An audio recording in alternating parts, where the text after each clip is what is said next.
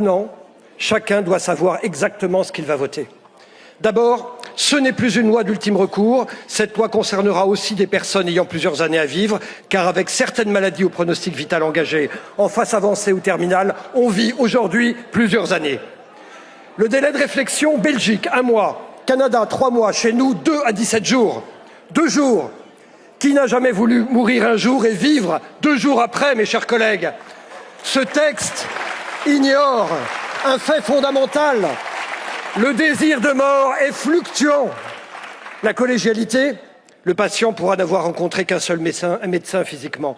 Nous proposions l'avis obligatoire du médecin traitant qui connaît mieux le patient que lui et d'un psychiatre. Refusé. Nous proposions une commission de contrôle avant le geste. Refusé. Elle se réunira après la mort, la belle affaire. Nous proposions qu'un déficient mental, un bipolaire ne puisse jamais être euthanasié. Refusé.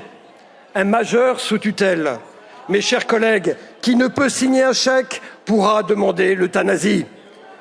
Parce que toutes les familles ne sont pas aimantes et qu'il y a des héritages qui se font attendre, nous proposions qu'un juge vérifie l'absence de pression ou d'abus de faiblesse.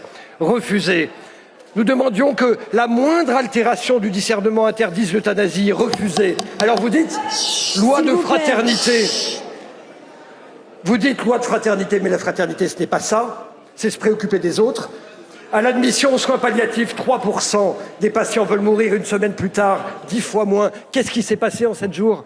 Eh bien, on a répondu à leurs besoins. Quand on s'occupe des gens, la demande d'euthanasie disparaît. Vous dites, c'est une loi de liberté absolue. Mais la liberté absolue, ça n'existe pas, nous ne sommes pas seuls. Et puis, est-on libre quand on souffre de dépression?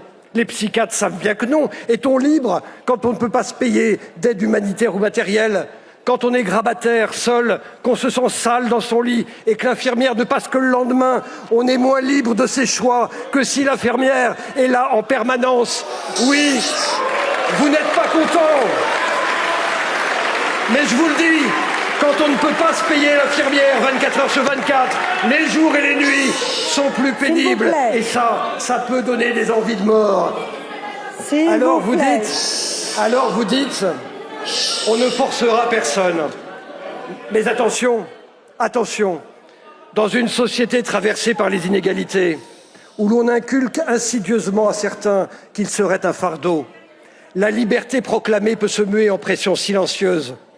Pousser les plus vulnérables vers la sortie, les inciter à s'effacer eux-mêmes.